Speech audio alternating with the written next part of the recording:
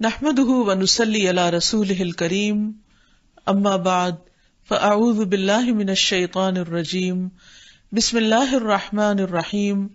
رب اشرح لي صدري ويسر لي امري واحلل عقدة من لساني يفقهوا قولي۔ ناظرین، پروگرام اللہ کے خوبصورت نام کے ساتھ آپ کی خدمت میں حاضر ہیں۔ آج ہم انشاءاللہ اللہ سبحانہ وتعالی کے نام السید کے بارے میں بات کریں گے۔ السید کا معنی ہے حقیقی سردار، آقا، مالک۔ سید کا لفظ اردو میں بھی استعمال ہوتا ہے اور عام سرداروں کے لیے بھی استعمال ہوتا ہے، لیکن جب السید استعمال ہوتا ہے تو اس سے مراد اللہ سبحانہ وتعالی ہے۔ عربی زبان میں اس لفظ کے کئی معنی پائے جاتے ہیں۔ سردار، آقا، اور پھر ایسا شخص جو لوگوں کے غصے اور غیظ کو برداشت کرنے کی صلاحیت رکھتا ہو، یعنی جس میں بیسیکلی لیڈرشپ کی کوالٹیز ہوں۔ لیکن اللہ سبحانہ وتعالی حقیقی معنوں میں سب کے مالک، آقا اور سردار ہیں۔ وہ اکیلے ہی تمام مخلوقات کے تمام امور کے مالک ہیں، ہر چیز کا اختیار انہی کے پاس ہے اور باقی سب اس کے عاجز بندے ہیں۔ تو اللہ سبحانہ وتعالی کو جب ہم السید کہتے ہیں تو پھر ہمارے ذہن میں یہ ہونا چاہیے کہ پوری کائنات اور پوری مخلوق ان کے تابع ہے اور ہر چیز ان کی ملکیت ہے، جس میں انسان، حیوان، جمادات، نباتات، زمین و آسمان سے لے کر کی تمام چیزیں، اور یہ تمام چیزیں اللہ تعالی کے حکم کے مطابق بھی چل رہی ہیں۔ دنیا میں جب کوئی انسان سردار بنایا جاتا ہے یا اس کو سردار سمجھا جاتا ہے تو اس میں ضروری نہیں ہوتا کہ اس کی ساری باتیں بھی مانی جائیں یا پھر اس کا حکم بھی چلے، لیکن اللہ سبحانہ وتعالی کا حکم ہر چیز پر چلتا ہے۔ اس کائنات میں ایک پتا بھی نہیں ہل سکتا اگر اللہ سبحانہ وتعالی کی مرضی نہ ہو۔ اسی لیے ہم دیکھتے ہیں کہ اسی کے حکم سے ہر چیز زندہ ہوتی ہے، جس کو زندگی ملتی ہے، اسی کے حکم سے موت آتی ہے، اسی کے حکم سے حرکت ہوتی ہے، اسی کے حکم سے سکون ہوتا ہے، اسی کے حکم سے ہر چیز رزق پاتی ہے، اور اگر وہ رزق نہ دینا چاہے اور کسی کو نقصان پہنچانا چاہے تو کوئی روک نہیں سکتا۔ تو گویا تمام کی تمام مخلوق پر اس کی سرداری قائم ہے۔ ابن القیم رحمہ اللہ کہتے ہیں کہ مخلوقات کا السید وہ ہے جو ان کے تمام معاملات کا مالک ہے اور جس کی طرف وہ لوٹ کر جائیں گے، یعنی تمام معاملات اسی طرف رجوع کرتے ہیں۔ وہ اس کے حکم پر عمل کرتے ہیں، اس کی بات کو لے کر نکلتے ہیں، اس کے حکم کو تسلیم کرتے ہیں۔ فرشتے، انسان، جن، سب کے سب اللہ تعالی کے محکوم ہیں اور آنکھ جھپکنے کے وقت تک بھی اس سے بے نیاز نہیں ہو سکتے، یعنی سب کی زندگی بھی اسی کے حکم سے قائم ہے۔ وہ تمام مخلوق کا رب ہے۔ سورۃ الجاثیہ میں اللہ تعالیٰ فرماتے ہیں فَلِلَّهِ الْحَمْدُ رَبِّ السَّمَاوَاتِ وَرَبِّ الْأَرْضِ رَبِّ الْعَالَمِينَ وَلَهُ الْكِبْرِيَاءُ فِي السَّمَاوَاتِ وَالْأَرْضِ وَهُوَ الْعَزِيزُ الْحَكِيمُ۔ پس اللہ ہی کے لیے ہے سب تعریف، جو آسمانوں کا رب اور زمین کا رب، تمام جہانوں کا رب ہے۔ آسمانوں اور زمین میں ساری کبریائی اور بڑائی اسی کے لیے ہے، اور وہ بڑا غالب، بڑی حکمت والا ہے۔ اسی طرح سورۃ غافر میں اللہ تعالیٰ فرماتے ہیں اللہ الذی جعل لکم الارض قرارا والسماء بناء وصورکم فاحسن صورکم ورزقکم من الطیبات ذالکم اللہ ربکم فتبارک اللہ رب العالمین۔ اللہ ہی ہے جس نے تمہارے لیے زمین کو جائے قرار بنایا، آسمان کو چھت بنایا، اور تمہاری صورتیں بنائیں تو نہایت عمدہ بنائیں، اور تمہیں پاکیزہ چیزوں کا رزق دیا۔ یہ ہے تمہارا رب جو بڑا برکت والا اور تمام جہانوں کا رب ہے، یعنی وہ ایسا السید ہے کہ جس نے تمام چیزوں کو پیدا کرنے کے بعد ان کو قائم رکھنے کی بھی ذمہ داری لی ہوئی ہے۔ وہی ان کو رزق پہنچاتا ہے، وہی ان کی تمام ضروریات کا خیال رکھتا ہے۔ دنیا میں بعض اوقات لیڈرز برائے نام لیڈرز ہوتے ہیں اور وہ اپنے ماتحتوں کا خیال نہیں رکھتے، وہ ان سے زیادہ اپنے فائدے کے بارے میں سوچتے رہتے ہیں۔ اور اللہ سبحانہ تعالیٰ اپنی تمام مخلوق میں سے ایک ایک چھوٹی سے چھوٹی مخلوق کے بارے میں بھی ہر چیز اور ہر ضرورت کا خیال رکھتا ہے، اور پھر وہ ان سب کا مالک بھی ہے۔ سورۃ الفرقان میں آتا ہے تبارک الذی نزل الفرقان علی عبدہ لیکون للعالمین نذیرا الذی لہ ملک السماوات والارض ولم يتخذ ولدا ولم يكن له شریک فی الملک وخلق كل شیء فقدرہ تقدیرا۔ بہت بابرکت ہے وہ جس نے اپنے بندے پر فیصلہ کرنے والی کتاب اتاری کہ وہ تمام جہانوں کو خبردار کرنے والا ہو۔ وہ ذات کہ اسی کے لیے ہے آسمانوں اور زمین کی بادشاہت، اس نے نہ کوئی اولاد بنائی اور نہ کبھی بادشاہت میں کوئی اس کا شریک ہوا، اور اسی نے ہر چیز کو پیدا کیا، پھر اس کا اندازہ مقرر کیا، پورا اندازہ، یعنی اس نے ہر چیز کو بنا کر چھوڑ نہیں دیا بلکہ ان کی ضروریات کا اس انداز سے خیال رکھا کہ ہر چیز کو جس مقدار میں جس چیز کی ضرورت تھی اس کے لیے وہ فراہم بھی کی۔ پھر یہ کہ وہ ان کے تمام معاملات کو چلانے والا بھی ہے۔ اسی لیے سورۃ الشعراء میں اللہ تعالیٰ فرماتے ہیں حضرت ابراہیم علیہ السلام نے جب اپنے رب کو پکارا اور رب کی تعریف کی تو کہا کہ الذی خلقنی فہو یہدینی والذی هو یطعمنی ویسقینی واذا مرضت فہو یشفینی والذی یمیتنی ثم یحیینی۔ جس نے مجھے پیدا کیا وہی میری رہنمائی کرتا ہے، وہی مجھے کھلاتا اور پلاتا ہے، اور جب میں بیمار پڑتا ہوں تو وہی مجھے شفا دیتا ہے، وہی مجھے مارے گا پھر وہی مجھے زندہ کرے گا۔ گویا وہ ایسا حاکم، ایسا سردار اور ایسا رب ہے کہ جو بندوں کے تمام معاملات کا ذمہ دار ہے، اور ان کے تمام معاملات اسی کی طرف رجوع کرتے ہیں، اسی کی طرف لوٹتے ہیں، جیسے کہ سورۃ آل عمران میں بھی فرمایا وَلِلَّهِ مَا فِي السَّمَاوَاتِ وَمَا فِي الْأَرْضِ وَإِلَى اللَّهِ تُرْجَعُ الْأُمُورُ، اور اللہ ہی کے لیے ہے جو کچھ آسمانوں میں ہے اور جو زمین میں ہے، اور اللہ ہی کی طرف تمام معاملات لوٹائے جاتے ہیں، ساری کی ساری چیزیں اسی کی طرف پلٹتی ہیں، اور پھر آخر میں وہی ان سب کا حساب کرے گا۔ ایک اور جگہ بھی فرمایا لہو ملک السماوات والارض، اسی کے لیے ہے آسمان و زمین کی بادشاہت، ملکیت، وَإِلَى اللَّهِ تُرْجَعُ الْأُمُورُ، اور اسی کی طرف لوٹائے جاتے ہیں سارے معاملات۔ نہ صرف یہ کہ انسانوں کے اور زمین پہ رہنے والی چیزوں کے تمام معاملات اللہ تعالیٰ کی طرف لوٹائے جاتے ہیں، بلکہ فرشتے بھی اپنے تمام معاملات اللہ تعالیٰ کی طرف لوٹاتے ہیں۔ وہ جس جس ڈیوٹی پر بھیجے جاتے ہیں وہ ڈیوٹی پوری کرنے کے بعد اپنی رپورٹ واپس اللہ تعالیٰ کے پاس لے کر جاتے ہیں۔ رسول اللہ صلی اللہ علیہ وسلم نے فرمایا اللہ تعالیٰ کے کچھ فرشتے ایسے ہیں جو زمین پر باری باری آتے ہیں، ان میں سے کچھ فرشتے رات کے ہیں اور کچھ دن کے ہیں۔ یہ فرشتے نماز فجر اور نماز عصر کے وقت اکٹھے ہوتے ہیں، اور جو فرشتے تمہارے درمیان رہ چکے ہوتے ہیں وہ آسمانوں پر چڑھ جاتے ہیں۔ اللہ تعالیٰ باوجود اس کے کہ ہر چیز جانتا ہے، وہ ان سے پوچھتا ہے کہ تم نے میرے بندوں کو کس حال میں چھوڑا؟ وہ کہتے ہیں کہ جس وقت ہم ان سے جدا ہوئے تب بھی وہ نماز پڑھ رہے تھے، اور جب ان کے پاس گئے تب بھی وہ نماز پڑھ رہے تھے۔ تو اس سے ایک تو ان دونوں نمازوں کی اہمیت کا بھی اندازہ ہوتا ہے کہ ان کی براہ راست رپورٹ پڑھنے والوں کی اور نہ پڑھنے والوں کی سب اللہ تعالیٰ کے پاس جاتی ہے۔ تو اس سے یہ پتہ چلتا ہے کہ اللہ تعالیٰ صرف پیدا ہی نہیں کرتا، صرف رزق ہی نہیں دیتا، بلکہ وہ بندوں کے تمام امور کی نگرانی بھی کرتا ہے، اور پھر باقاعدہ ان کی رپورٹ بھی لیتا ہے کہ وہ کر کیا رہے ہیں۔ دنیا کا کوئی بھی حاکم، کوئی بھی لیڈر اس درجے کا کہاں ہو سکتا ہے کہ وہ اپنی رعیت اور اپنے ماتحتوں کی ہر چیز کے بارے میں جانتا ہو، اور پھر ان کے بارے میں کنسرن بھی ہو، اور پھر ان کے معاملات کی اصلاح کرنے والا بھی ہو۔ پھر یہ بھی یاد رہے کہ پوری کائنات پر اسی کا حکم چلتا ہے۔ قرآن مجید میں اللہ تعالیٰ فرماتے ہیں ان ربکم اللہ الذی خلق السماوات والارض فی 6 ایام ثم استوى علی العرش یغشی اللیل النہار یطلبہ حثیثا والشمس والقمر والنجوم مسخرات بامرہ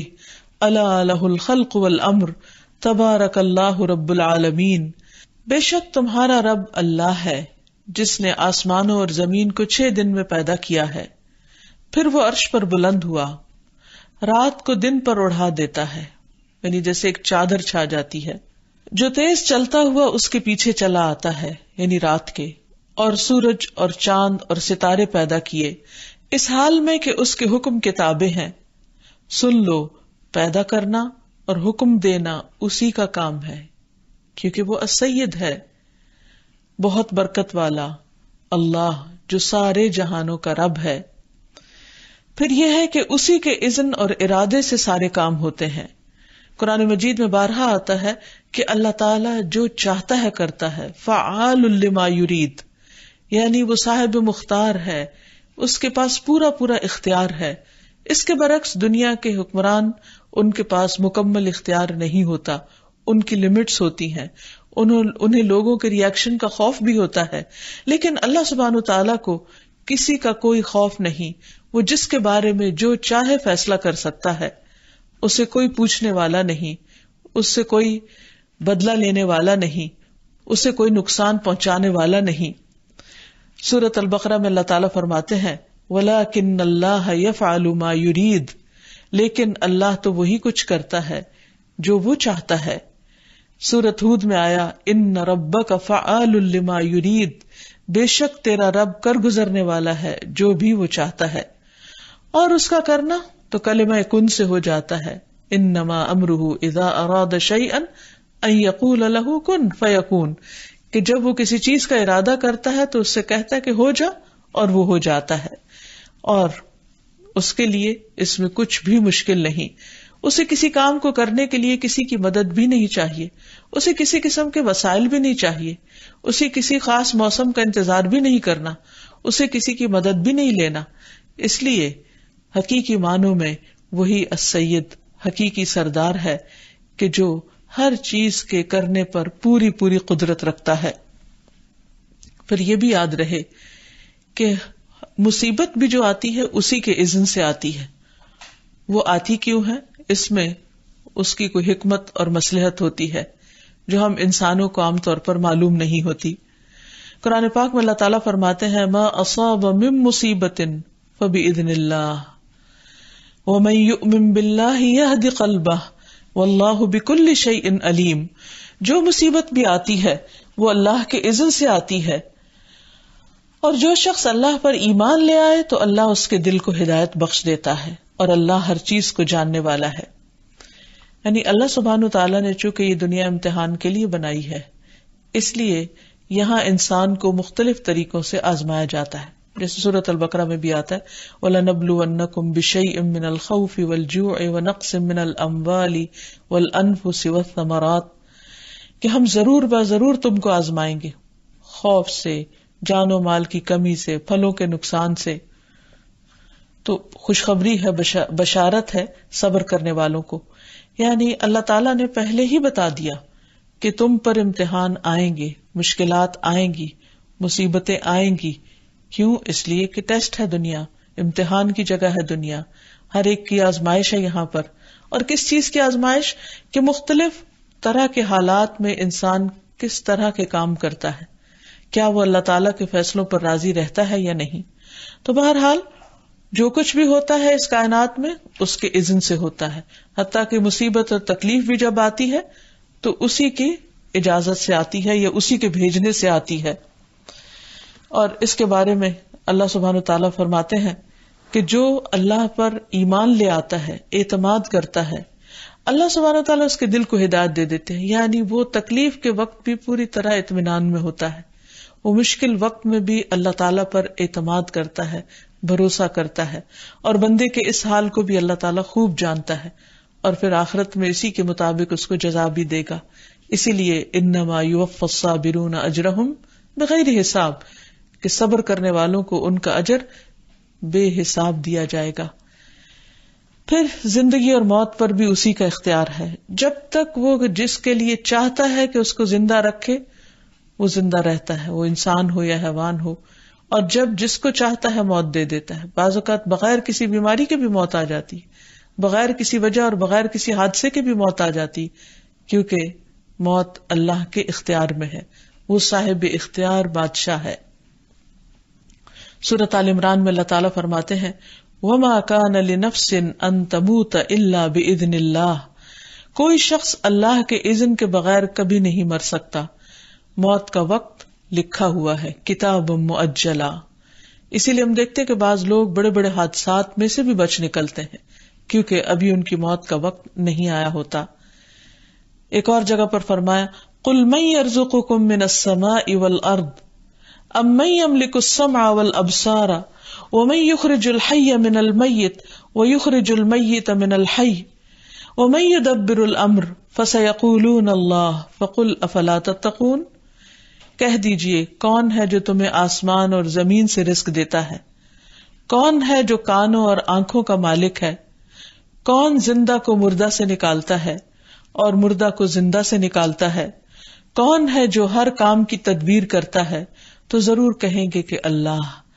تو کہہ دیجئے کیا پھر تم ڈرتے نہیں ہو کہ اگر تمہیں سمجھ میں آتا ہے کہ سارے کام اللہ ہی کے ہیں تو پھر اسے مالک، رب اور الہ ماننے میں آخر کیا مشکل ہے؟ جب سب کچھ کر رہا ہے وہی، تو پھر اسی کے گن گاؤ، کسی اور کی طرف کیوں متوجہ ہوتے ہو؟ اور حقیقت میں دیکھا جائے تو پوری کائنات، پوری مخلوق اس کے آگے جھکی ہوئی ہے، ایک ایک چیز اس کے حکم کے مطابق چل رہی ہے۔ ارشاد باری تعالیٰ ہے اولم یروا الی ما خلق اللہ من شیء یتفیأ ظلالہ عن الیمین والشمائل سجدا للہ وہم داخرون وللہ یسجد ما فی السماوات وما فی الارض من دابۃ والملائکۃ وہم لا یستکبرون یخافون ربہم من فوقہم ویفعلون ما یؤمرون۔ کیا ان لوگوں نے اللہ کی پیدا کردہ اشیاء میں سے کسی چیز کو بھی نہیں دیکھا کہ اس کا سایہ کیسے دائیں سے بائیں، بائیں سے دائیں اللہ کے سامنے سجدہ کرتے ہوئے ڈلتا رہتا ہے؟ گویا سایہ بھی اللہ کے حکم کے تابع ہے اور وہ بھی اللہ کے آگے جھکا ہوا ہے، اور یہ سب چیزیں انتہائی عجز کا اظہار کر رہی ہیں، یعنی اللہ کے آگے عاجزی کا اظہار کر رہی ہیں۔ آسمان و زمین میں جتنی جاندار مخلوق ہے اور فرشتے بھی سب اس کے آگے سجدہ ریز ہیں، سب اللہ کے آگے جھکے ہوئے ہیں، کبھی تکبر نہیں کرتے، وہ اپنے رب سے ڈرتے رہتے ہیں جو ان کے اوپر ہے، اور وہی کام کرتے ہیں جو انہیں حکم دیا جاتا ہے۔ اسی طرح ہم دیکھتے ہیں کہ ان سایوں کے علاوہ اور فرشتوں اور انسانوں کے علاوہ جو اللہ کے آگے جھکتے ہیں، تو سورج کا خاص طور پر حدیث میں ذکر آتا ہے کہ ہر روز وہ ایک خاص مقام سے طلوع ہونے سے پہلے اللہ تعالیٰ سے اجازت لیتا ہے، اور جب اس کو اجازت ملتی ہے تو پھر وہ طلوع ہوتا ہے، اور ہر روز اسی طرح وہ اپنا سرکل مکمل کرتا ہے اور پھر اللہ کے اذن سے دوبارہ طلوع ہوتا ہے، اور جب اس کو اذن نہیں ملے گا تو پھر اسے کہا جائے گا کہ تم مغرب سے طلوع ہو جاؤ۔ تو بہرحال بظاہر دیکھنے میں وہ چیزیں جو خاموشی سے اپنا کام کرتی چلی جا رہی ہیں، یوں لگتا ہے کہ جیسے ہر چیز ایک روٹین میں ہے، ایک قاعدے میں بندھی ہوئی ہے، لیکن اصل اس کی حقیقت یہ ہے کہ یہ سب کچھ اپنے اصل مالک کے حکم کے تحت چل رہی ہے، اور جب تک وہ چاہے گا یہ تمام چیزیں قائم رہیں گی، اور جب وہ چاہے گا یہ سب کچھ ختم ہو جائے گا۔ پھر اسی طرح ہم دیکھتے ہیں کہ فرشتے اللہ سبحانہ و تعالیٰ کے فیصلوں کے آگے جھکے ہوئے ہیں، اور انہیں جو حکم ملتا ہے فوراً بجا لاتے ہیں۔ یفعلون ما یؤمرون، وہی کرتے ہیں جو وہ حکم دیے جاتے ہیں، اور کرنے کے لیے ایک دوسرے سے آگے دوڑتے ہیں۔ فالسابقات سبقا، دوڑ دوڑ کر اللہ سبحانہ و تعالیٰ کے احکامات کو بجا لاتے ہیں۔ رسول اللہ صلی اللہ علیہ وسلم نے فرمایا، میں اسراء والی رات فرشتوں کے پاس سے گزرا اور جبریل علیہ السلام کو دیکھا کہ اللہ کے خوف کی وجہ سے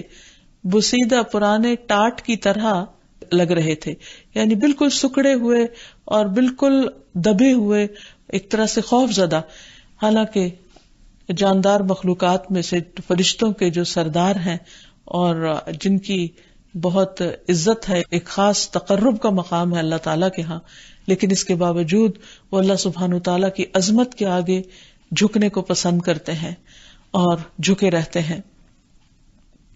اسی طرح دوسرے فرشتوں کے بارے میں بھی حدیث میں آتا ہے، رسول اللہ صلی اللہ علیہ وسلم نے فرمایا کہ جب اللہ تعالیٰ آسمان میں کوئی فیصلہ فرماتا ہے تو ملائکہ عاجزی سے اپنے پر مارنے لگتے ہیں، جیسا کہ اللہ تعالیٰ کے اس ارشاد میں ہے کسلسلتی علی صفوان، جیسے کسی صاف چکنے پتھر پر زنجیر کے مارنے سے آواز پیدا ہوتی ہے، یعنی ان کی پھڑپڑاہٹ کی آواز بھی آتی ہے. اللہ تعالیٰ کا حکم ختم ہوتا ہے تو پھر ایک دوسرے سے کنفرم بھی کرتے ہیں کہ اللہ تعالیٰ نے کیا فرمایا، اور پھر فوراً ہی حکم بجا لانے کے لیے دوڑ پڑتے ہیں. پھر اسی طرح رسول اللہ صلی اللہ علیہ وسلم نے فرمایا کہ ایک آدمی نے الحمدللہ کثیرا کہا. اس کلمے کو لکھنا فرشتے پہ بہت بھاری ہو گیا. اس نے اللہ تعالی کی طرف رجوع کیا کہ یا رب اب میں اس کو کس طرح لکھوں، یعنی یہ تو بہت ہی وزنی کلمہ ہے. یعنی ویسے تو ہم الحمدللہ کہتے ہیں نا، تو اس نے کہا الحمدللہ کثیرا، اللہ کی تعریف بہت ہی زیادہ. تو اللہ سبحانہ وتعالیٰ نے فرمایا کہ جس طرح میرے بندے نے کثیرا کہا ہے بس اسی طرح لکھ لو. پھر اسی طرح ابو ہریرہ نے بیان کیا کہ ملک الموت آدمی کی شکل میں جب موسیٰ علیہ السلام کے پاس بھیجے گئے، وہ آئے تو موسیٰ علیہ السلام نے ان کو زور کا تمانچہ مارا جس سے ان کی آنکھ پھوٹ گئی. تو وہ دوبارہ اللہ سبحانہ وتعالیٰ کے حضور پہنچے اور اللہ تعالیٰ نے ان کی آنکھ درست کر دی اور کہا کہ آپ نے مجھے ایک ایسے بندے کی طرف بھیجا ہے وہ جو مرنا نہیں چاہتا. تو بہرحال اللہ تعالیٰ نے ان سے کہا کہ وہ ان سے کہیں، یعنی موسیٰ علیہ السلام سے جا کر، کہ بیل کی پیٹھ پر اپنا ہاتھ رکھیں اور ہاتھ کے نیچے جتنے بھی بال آئیں گے ہر بال کے وزن کو 1 سال دیا جائے گا. تو اس کے بعد جب وہ دوبارہ آئے تو موسیٰ علیہ السلام نے کہا اس کے بعد کیا ہوگا، بتایا کہ پھر بھی مرنا ہوگا. تو اس پر انہوں نے اپنی جان اللہ کے سپرد کر دی. بہرحال اللہ سبحانہ وتعالی ایسا آقا ہے کہ جس کے آگے بڑی بڑی مخلوق دبی ہوئی ہے. اللہ سبحانہ وتعالی فرماتے ہیں اے میرے بندو تم سب گمراہ ہو سوائے اس کے جسے میں ہدایت دوں، بس تم مجھی سے ہدایت مانگو میں تمہیں ہدایت دوں گا. اے میرے بندو تم سب بھوکے ہو سوائے اس کے جسے میں کھلاؤں، تو تم مجھ سے کھانا مانگو میں تمہیں کھانا کھلاؤں گا. اے میرے بندو تم سب برہنہ ہو سوائے اس کے جسے میں لباس پہناؤں،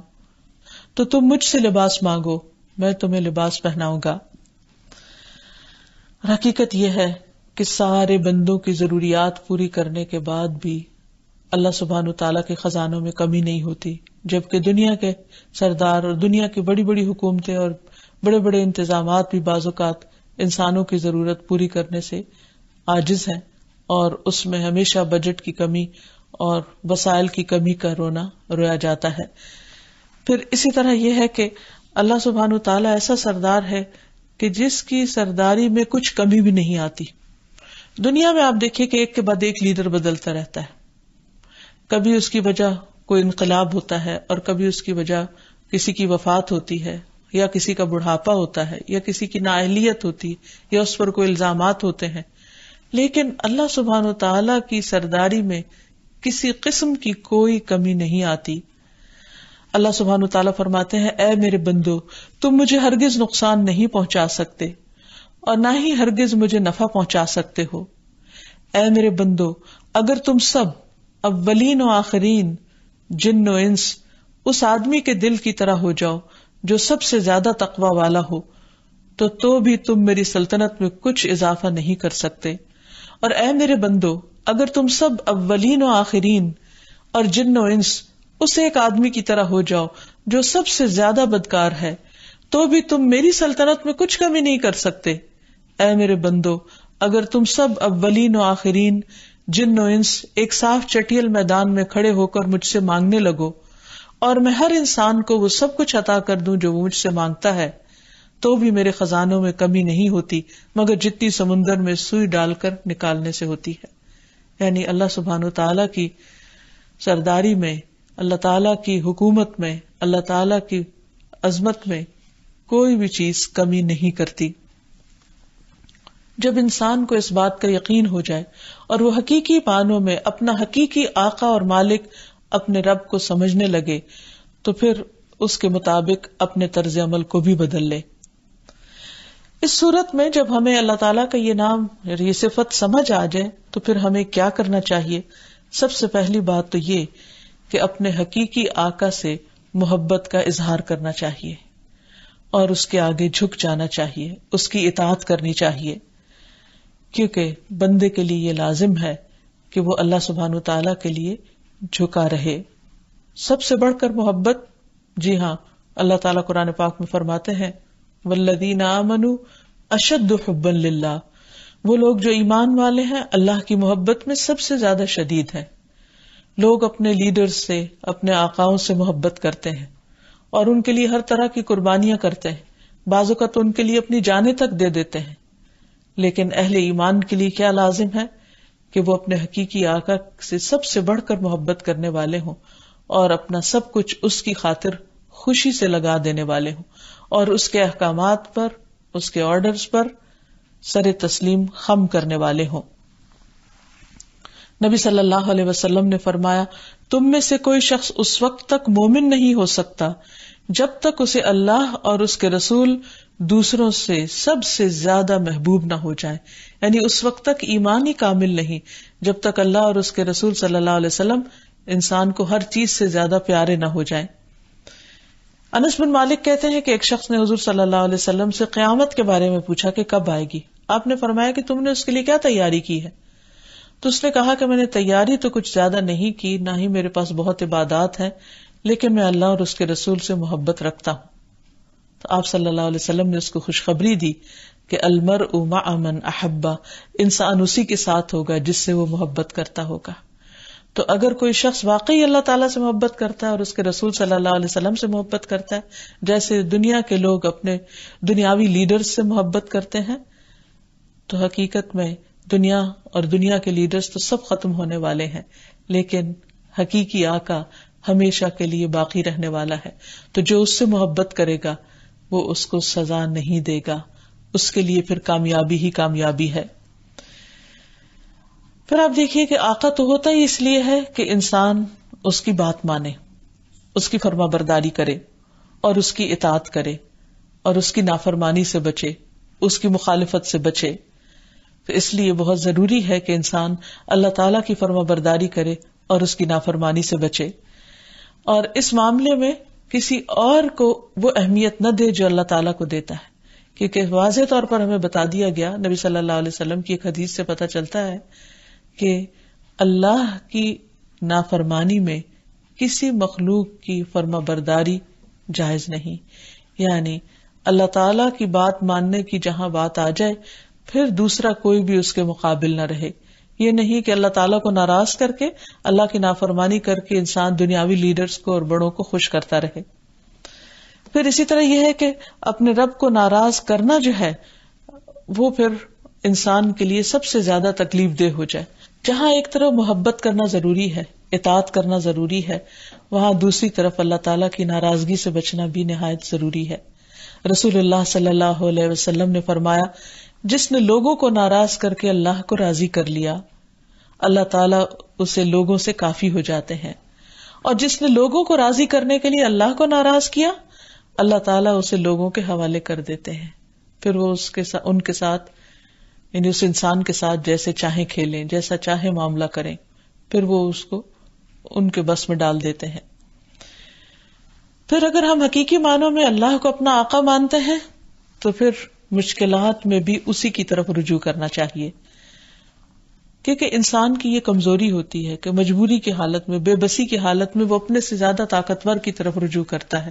اس کی طرف لوٹتا ہے، اس کا سہارا لینا چاہتا ہے۔ تو اللہ کے سوا کون ایسا ہو سکتا ہے جو حقیقی معنوں میں سہارا دے سکے؟ دنیا میں بھی لوگ جب مشکل وقت آتا ہے تو اپنے لیڈرز اور اپنے بڑوں کی طرف دیکھتے ہیں، لیکن بندہ مومن اپنے رب کی طرف دیکھنے والا ہوتا ہے اور وہ کمزور سہاروں پر بھروسہ نہیں کرتا، کیونکہ کمزور سہاروں کی مثال تو قرآن مجید میں مکڑی کے جالے سے دی گئی ہے کہ اگر کوئی اس جالے کا سہارا لے گا تو کہاں پہنچے گا۔ پھر اسی طرح یہ ہے کہ تمام بندے اللہ کے غلام ہیں اور غلام بن کر ہی قیامت کے دن آئیں گے، لہذا عقل مندی اس میں ہے کہ انسان دنیا میں ہی اللہ کا غلام اور فرما بردار بن جائے۔ قرآن مجید میں آتا ہے، ان کل من فی السماوات والارض الا آتی الرحمن عبدا، آسمان و زمین میں جو کچھ بھی ہے وہ سب رحمان کے حضور غلام بن کر آئیں گے۔ پھر اسی طرح یہ بات بھی یاد رہے کہ انسان اگر اللہ سبحانہ تعالیٰ کو اپنا آقا مانتا ہے، اپنا رب مانتا ہے، اپنا سردار مانتا ہے، تو اس کا یہ مطلب نہیں کہ انسان بندوں کو یا بندوں میں سے جو اس کے اوپر امیر بنائے جاتے ہیں یا ذمہ دار بنائے جاتے ہیں یا ان کے دنیاوی امور کے مالک ہوتے ہیں، ان کا احترام نہ کرے یا ان کی بات نہ مانے یا ان کی بڑائی کو قبول نہ کرے. ہمیشہ اللہ سبحانہ تعالیٰ کو سب سے اوپر رکھے، لیکن اللہ تعالیٰ نے بندوں میں سے بھی جس کا مقام بڑا رکھا ہے ان کی بڑائی کو تسلیم کرنے میں ہی انسان کی عظمت ہے، اور ان کو بھی سید کہہ کے پکارنے میں کوئی حرج نہیں. جب اللہ سبحانہ تعالیٰ کے لیے صفت استعمال ہوگی تو السید ہوگی، لیکن بندوں کے لیے صرف سید کہا جا سکتا ہے. پھر اسی طرح ہمارا دین ہمیں یہ سکھاتا ہے کہ بندوں میں سے جو بڑے ہوں ان کی عزت کی جائے. ابو سعید خدری سے روایت ہے کہ بنو قریظہ نے جب سعد بن معاذ کا فیصلہ قبول کرنے پر اتفاق کیا تو نبی صلی اللہ علیہ وسلم نے حضرت سعد کو بلوایا. وہ ایک سفید گدھے پر سوار ہو کر آئے تو آپ نے فرمایا اپنے سردار کی طرف یا اپنے بہترین شخص کی طرف بڑھو، یعنی اٹھو اور اس کا استقبال کرو. تو وہ آئے حتیٰ کہ رسول اللہ صلی اللہ علیہ وسلم کے پاس بیٹھ گئے. تو اس سے کیا پتہ چلتا ہے کہ جو بندہ اللہ کو اپنا آقا مانتا ہے وہ بندوں کو بھی ان کا مقام دیتا ہے. پھر اسی طرح اس بات سے بھی ہمیں روکا گیا ہے کہ ہم اپنے لیڈرز یا اپنے بڑوں کو ذلیل کریں. زیاد بن کسیب کہتے ہیں کہ میں ابو بکرہ کے ساتھ ابن عامر کے ممبر کے نیچے بیٹھا ہوا تھا اور وہ خطبہ دے رہا تھا. اس کے جسم پر باریک کپڑے تھے.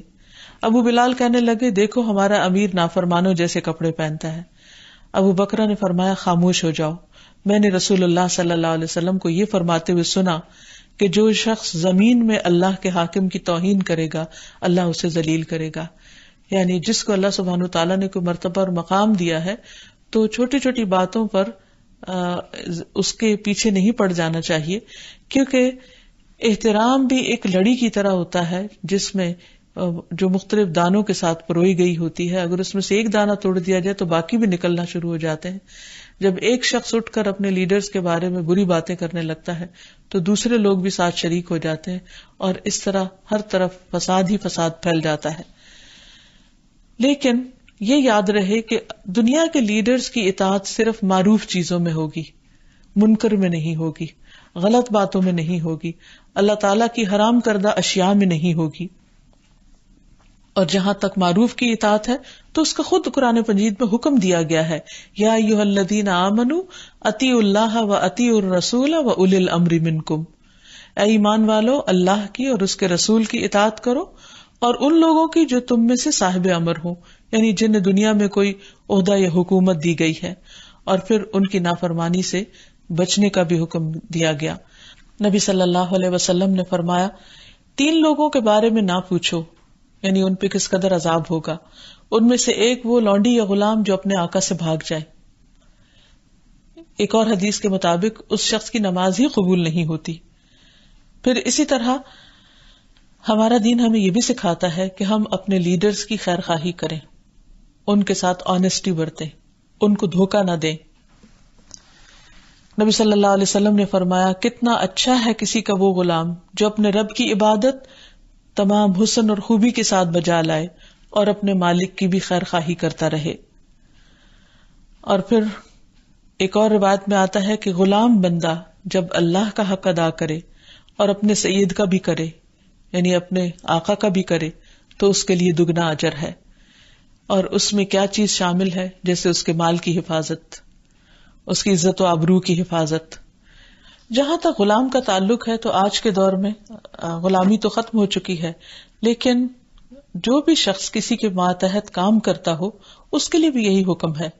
کہ وہ جس چیز کا ذمہ دار بنایا جائے، مثلا گھر میں کام کاج کرنے والے لوگ یا کسی فیکٹری کے ملازم یا کہیں پر بھی جو کسی کے تحت کام کر رہے ہوں، ان کے لیے لازم ہے کہ وہ اپنے سے اوپر کے شخص کے ساتھ خیر خواہی برتیں اور جس چیز کی ان کو ذمہ داری دی گئی ہے اس ذمہ داری کو پورا نبھائیں.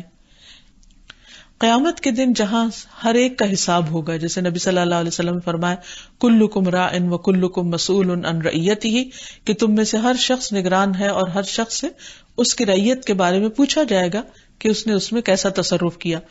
تو اس میں آتا ہے کہ غلام سے بھی پوچھا جائے گا کہ اس نے اپنے آقا کے مال میں کیا تصرف کیا، یعنی اس کو کہاں خرچ کیا، کس طرح استعمال کیا، اسے کیسے برتا. پھر اسی طرح ہمیں یہ بھی تلقین کی گئی ہے کہ کسی اور کو بھی اس کے آقا کے خلاف نہیں بھڑکانا چاہیے، یعنی بغاوت نہیں پیدا کرنی چاہیے. نبی صلی اللہ علیہ وسلم نے فرمایا جو شخص کسی عورت کو اس کے شوہر کے خلاف بھڑکائے یا غلام کو اس کے آقا کے خلاف بھڑکائے وہ ہم میں سے نہیں. یعنی ہمارا دین اس چیز کی تعلیم نہیں دیتا، کیونکہ اگر شوہر بیوی کے درمیان اختلاف ہوگا اور ایک گھر اجڑے گا تو اس سے بہت سی بربادی لازم آئے گی. اسی طرح اگر عوام اور حکمران کے درمیان آپس میں تعلقات درست نہیں تو اس سے بھی بدامنی پھیلے گی، فساد پھیلے گا. پھر اسی طرح بیوی کے لیے اس کے شوہر کو ایک آقا کا مقام بھی دیا گیا ہے، اس لیے عورت پر لازم ہے کہ وہ اپنے شوہر کی عزت کرے اور اس کا حق ادا کرے. نبی صلی اللہ علیہ وسلم نے فرمایا عورت اس وقت تک ایمان کی مٹھاس نہیں پا سکتی جب تک وہ اپنے شوہر کا حق ادا نہ کرے. لیکن ایک بات یاد رہے کہ نافرمانی میں اطاعت نہیں ہے. جب ہمیں اللہ سبحانہ وتعالیٰ کا یہ نام سمجھ میں آ جائے اور ہمارے دل میں اس کی عظمت پیدا ہو جائے تو پھر یہ ہماری دعاؤں کا بھی حصہ بننا چاہیے، کیونکہ ہمیں اپنی تمام تر حاجات میں اللہ تعالیٰ کی طرف رجوع کرنا چاہیے. اپنی بندگی کا اظہار کرنے کے لیے اپنے مالک کے آگے اپنی پیشانی جھکا دینی چاہیے، اور خصوصاً غم، دکھ اور پریشانی میں جب انسان کسی کا سہارا چاہتا ہو تو اپنے رب کو ہی اپنا سہارا سمجھے، اور اس کے لیے وہ دعا جو رنج و غم کے وقت پڑھی جاتی ہے، اللہم انی عبدک وابن عبدک وابن امتک ناصیتی بیدک ماض فی حکمک عدل فی قضاؤک اسألک بکل اسم هو لک سمیت به نفسک او علمتہ احدا من خلقک